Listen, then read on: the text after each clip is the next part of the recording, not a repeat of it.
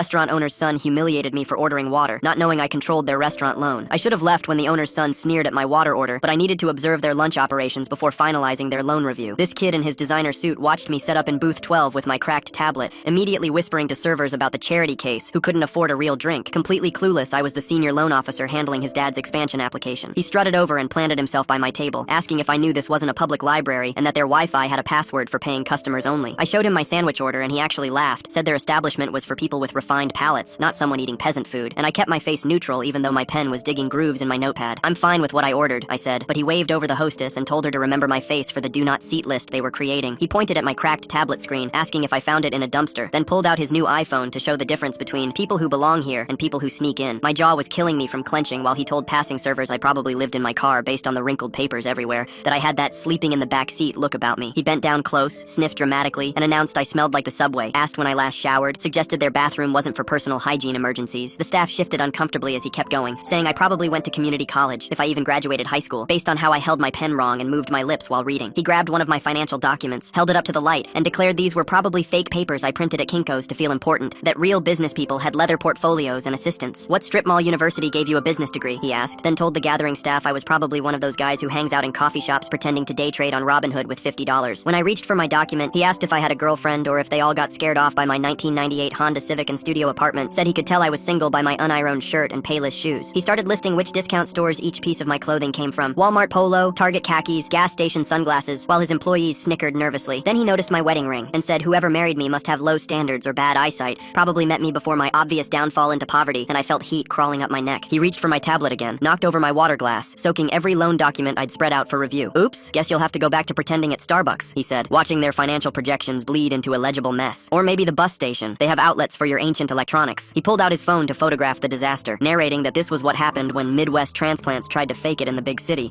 asking if I missed my flyover state, where Applebee's counted as fine dining. I stayed silent as he guessed I probably grew up in a trailer park, said my parents must be so proud their son achieved water at a real restaurant status, wondering if I sent them pictures to prove I made it. When I finally said, those are important documents, he laughed and suggested I try the dollar store for new folders, maybe check Craigslist for a better tablet, told me the food bank was 2 blocks away if I needed dinner. His father rushed out from the kitchen and the kid straightened up, proud to show how he handled undesirables. Dad, caught this one trying to turn us into a WeWork, he announced, but his father's face went pale when he recognized me from the bank's website. This is the senior loan officer reviewing our expansion, his father whispered, and I watched the kid's smirk die as he stared at the soaked loan application in the puddle between us. The father lunged for napkins while babbling about high standards and quality control, his son desperately adding that demographic filtering showed readiness for upscale markets. They chased me to the door, the son insisting his behavior demonstrated market positioning, the father offering everything from free catering to his car. I stopped at the threshold, turned back and said, I'll talk to you again in our rejection email.